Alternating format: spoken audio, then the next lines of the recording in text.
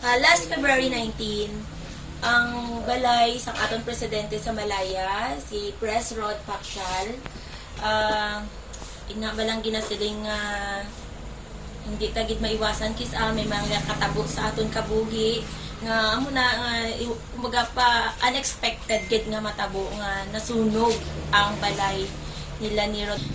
Ako ubod sang mga officers sa bilog nga RUK family, nag-initiate kami nga magbulig.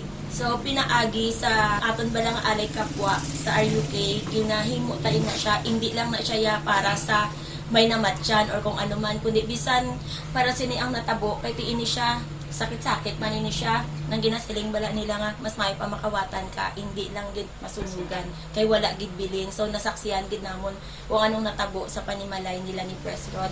So man nga ang RUK family nagpaningkamot gid kami nga makatipon.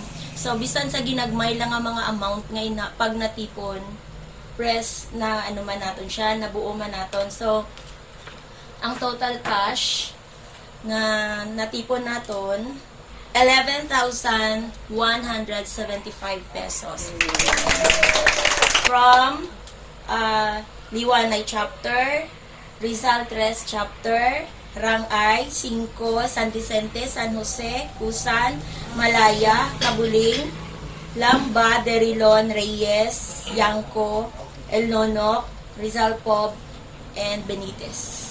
Okay, so Lady Lori, lihog ko ipa-receive kay Pres Rod ang aton cash nga natipon amounting to 11,175 pesos.